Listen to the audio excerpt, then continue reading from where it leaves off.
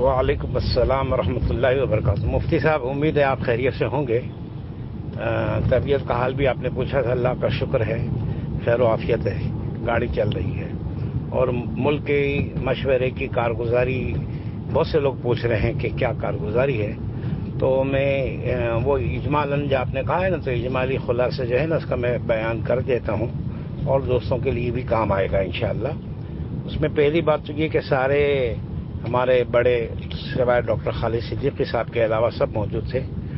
Doctor خالد صدیقی صاحب تو علالت کی وجہ سے نہیں شریک ہو سکے، لیکن ابھی وہ بھی روبہ صحت ہیں، اس کی اطلاع ملی مگر مشورے میں نہ آ سکے۔ اور باقی سارے اکابر سے مولانا ابراہیم صاحب، مولانا احمد لال صاحب، مولانا اسماعیل گودرا صاحب، فاروق صاحب، ڈاکٹر ثناء اللہ صاحب، یہ سارے احباب تھے۔ ایک تو یہ ہے کہ ماشاءاللہ سب حضرات ہمارے اکابر بخیر تھے۔ دوسری بات یہ ہے کہ اس میں کیا بات آئی ہے، تو خلاصتاً یہ ہے کہ ایک بات تو یہ آئی کہ ہر علاقے والے، صوبے والے اپنے صوبے میں سفر کریں اور نقل و حرکت کریں، تاکہ صوبے میں، علاقوں کے اندر لوگوں میں ہمت کام کی پیدا ہوں۔ یہ بات آئی کہ صوبے والے صوبوں میں چلے۔ اللہ کے فضل سے مولانا یونس صاحب رحمۃ اللہ علیہ کے زمانے سے اپنے یہاں صوبے میں چلنے کا رواج ہے، سفر ہوتے رہتے ہیں، آگے کے اسفار بھی طے ہیں الحمدللہ کے فضل سے۔ اس میں جو ہے ایک پہلو بہت خاص جو تھا وہ یہ تھا کہ ہر علاقے سے کام کی کارگزاری آئی کہ کام کر رہے ہیں، اتنی جماعتیں نکلیں، اتنی جو ہے روزانہ 2.5 گھنٹے ملاقاتوں کی جماعتیں بنی ہے، اتنی 3 دن کی جماعتیں بن رہی ہے ماہانہ، اور اب تک چلے 4 مہینے کتنی جماعتیں، ماہ مستورات اتنی جماعتیں۔ تو ان کارگزاریوں سے جو ہے نا وہ تاثر جو قائم ہوا کہ جو پہلے شروع دور میں کارگزاری میں مسائل بیان کرتے تھے لوگ کہ یوں پریشان کیا، یوں ستایا، رکاوٹ ڈالی، کام کرتے رہنے کی برکت سے اور کام کو بڑوں کا لے کر کے چلنے کی برکت سے اللہ پاک نے یہ خیر ظاہر فرمائی کہ اب رخ کام کی باتوں کا ہو گیا ہے۔ تو اس لاک ڈاؤن کے زمانے کی اتنی کارگزاری تھی، تو آپ اندازہ لگائیں کہ اب لاک ڈاؤن ختم ہوگا، اللہ پاک نے چاہا بیماری دور ہوگی اور کھل کر کام کرنے کے مواقع جو آئیں گے، تو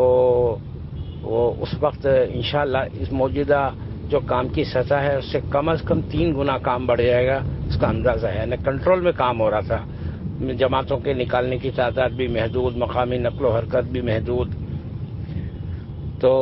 اب امید ہے کہ 3 گنا کام بڑھے گا۔ اللہ پاک اس بیماری کو پورے عالم سے دفع فرمائے اور کام کی شکلوں کو آسان فرمائے، کام کی راہوں کو کھولے۔ اس میں لاک ڈاؤن کا ایک پہلو جو بولتے ہیں نا کہ ہر خیر میں شر کا پہلو، ہر شر میں خیر کا پہلو کیا ہو سکتا ہے، تو اس شر میں خیر کا پہلو یہ تھا کہ باطل کی اسکیموں کو اللہ نے پامال کر دیا، تو اس کے ذریعے سے عام مسلمانوں پر آنے والے حالات بھی ٹوٹ گئے، اور دعوت کا کام کرنے والے جو شورا کے احباب ہیں ان کے حالات میں رکاوٹ ڈالنے کی ہمتیں بھی ختم ہو گئی، رکاوٹ ڈالنے والوں کی۔ اکا دکا واقعات ہوتے رہیں گے، لیکن عام ماحول جو ہے نا وہ یہی ہے کہ اب ہر جگہ کام ہو رہا ہے، کام کے ہی مشورے، کام ہی کی کارگزاری آئی، تو کام ہی کی کارگزاری نے حوصلہ بلند کیا کہ اب انشاءاللہ کام 2-3 گنا آگے بڑھے گا۔ تو ایک پہلو یہ کہ صوبوں میں صوبے والے چلیں، علاقوں میں علاقے والے سفر کریں گے، بزرگوں کا اجماع اس بات پر ہوا کہ بھئی اس کو کریں۔ اور میں نے عرض کیا کہ اللہ کا شکر ہے کہ اپنے صوبے میں نمبر 1 چیز تو یہ پرانی ہے اور آگے بھی اسفار طے ہیں، اللہ آگے بھی آسان کرے۔ دوسری بات بڑوں کی طرف سے جو آئی ہے وہ یہ آئی ہے کہ جوڑ اور اجتماعات کے جذبے ختم کریں اور جو ہے کوشش کریں کہ ملاقاتیں، محنتیں، 3 دن کی چلے کی 4 مہینے کی جماعتوں کو بنایا جائے۔ اس پر فاروق صاحب نے زور لگایا کہ بھی جوڑ کرنا ہے، اس جوڑ وہ جوڑ کرنا ہے، یہ جوڑ کرنا ہے، تو جوڑوں پر توجہ کم کر کے مقامی بنیادی محنت پر اپنے آپ کو پوری یعنی عظمت اور عزیمت کے ساتھ اس پر لگائیں اور اس کو جمائیں، کیونکہ یہ ہر حال میں ہوتے رہنے والا کام ہے۔ ایک بات یہ آئی کہ پورے ملک کے لیے موجودہ حالات میں کوئی ایک رہبری نہیں ہو سکتی ہے، یعنی لوگ پوچھ رہے تھے کہ ایسے حالات میں ہم کیسے کام کریں، تو کام تو وہی ہے جو پہلے تھا، پرانا کام ہمیں پھر سے زندہ کرنا ہے، لیکن موجودہ حالات میں کیسے کام کریں، لاک ڈاؤن اور بیماری کے زمانے میں جو ہے تو کیسے کام کریں، اس کا ایک سوال آیا،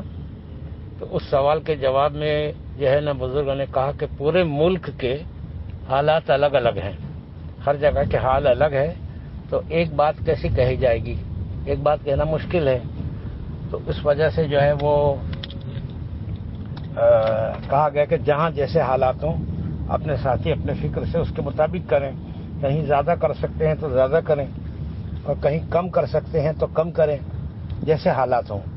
اس کے مطابق کریں۔ جیسے نماز کی مثال دی فاروق صاحب نے کہ نماز نماز جو ہے وہ کہیں کھڑے ہو کر، کوئی بیٹھ کر، اور کوئی بیٹھ کر بھی نہ پڑھ سکے تو لیٹ کر، تو جتنی گنجائش ہو، نماز کھڑے ہو کر ہی پڑھنا اصل ہے، لیکن کوئی نہ پڑھ سکے تو بیٹھ کر ہی پڑھ لے۔ تو اس طرح سے کام کے مختلف علاقوں کے حالات کا تجزیہ کر کے علاقے والے اپنے علاقے کے کام کو، بلکہ فرمایا کہ پورے ملک سے چھوڑو، پورے صوبے کے حالات ایک جیسے نہیں ہیں، اور فاروق صاحب نے فرمایا کہ پورے ضلع کے حالات ایک جیسے نہیں ہیں، بلکہ بعض ایک ایک شہر کے ایک محلے کا حال الگ ہے، دوسرے محلے کا حال الگ ہے، تو جہاں جو ہو سکتا ہے وہ کریں، یہ بات آئی۔ اور ایک بات یہ سامنے آئی کہ اجتماعیت قلوب اور اخلاص، اس پر مولانا احمد ڈار صاحب نے کافی زور دیا، اجتماعیت قلوب اور اخلاص اس پر زور دیا کہ بھئی دل ایک ہوں، کام کرنے والوں کے جو عملہ صحیح رخ پر آیا ہے کم سے کم ان کے دل ایک ہونے چاہیے اور اللہ کے لیے کام کرنے کے جذبے ہوں۔ اس کو بہت مضبوطی کے ساتھ مولانا احمد ڈار صاحب نے دعا سے قبل جو ان کی گفتگو، ان کا بیان ہوا، اس میں سمجھایا، اور اس کے بعد جو ہے پھر آخر میں دعا مولانا ابراہیم صاحب دامت برکاتہم کی تھی۔ تو اس سے پہلے انہوں نے بہت زور اس بات پر دیا کہ رسول اللہ صلی اللہ علیہ وسلم اور ان کے گھر والوں میں اور اس دور کے لوگوں میں بہت اہتمام سے انفرادی اعمال کا اہتمام ملے گا۔ تو انفرادی اعمال کے واقعات بیان فرمائے اور انفرادی اعمال کی تاکید اور ترغیب بیان فرمائی کہ اپنے انفرادی اعمال، اپنی تسبیح، اپنی تلاوت، اپنے معمولات کا اہتمام، انفرادی اعمال پر بہت مستقل بات کی۔ دعا سے قبل کے جتنی بھی بات تھی، آڈیو ہر جگہ پہنچتی ہے، میں خلاصہ بتا رہا ہوں۔ اور اس کے بعد جو ہے آخر میں مولانا مولانا ابراہیم صاحب نے دعا فرمائی، تو مولانا ابراہیم صاحب کی دعا میں رقت بہت تھی۔